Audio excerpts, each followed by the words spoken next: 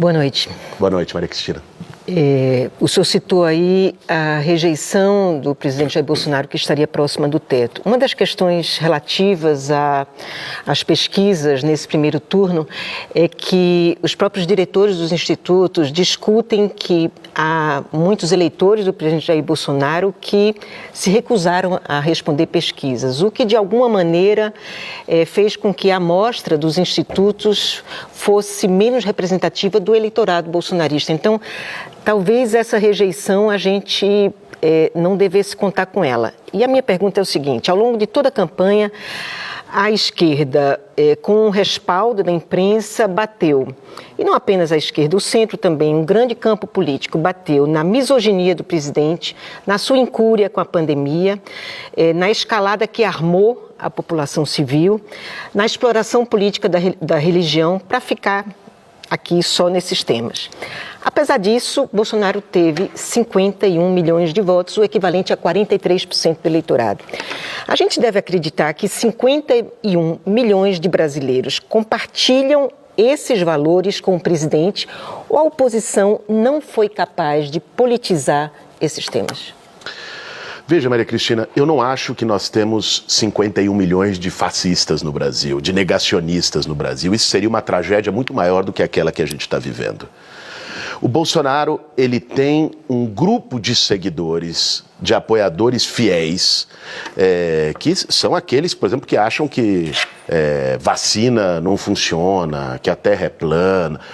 Isso tem gente que defende ditadura, que defende tortura, mas nem de longe são 50 milhões de brasileiros. Nós temos uma polarização política no país.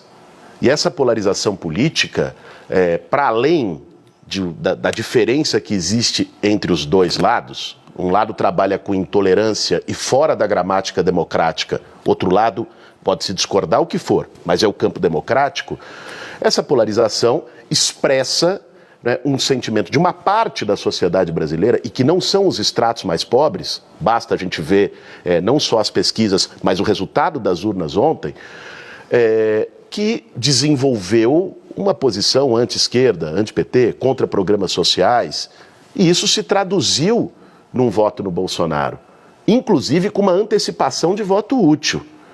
Eu acredito, mais até do que bolsonarista não responder pesquisa, embora isso exista, mas eu acredito que o principal fator que levou o Bolsonaro ter mais voto do que as pesquisas previam é porque houve uma antecipação do voto útil de direita, que se expressou muito aqui no interior de São Paulo e no estado do Rio de Janeiro. Por que o Tarcísio teve um voto maior do que o esperado e o Rodrigo bem menor do que o esperado?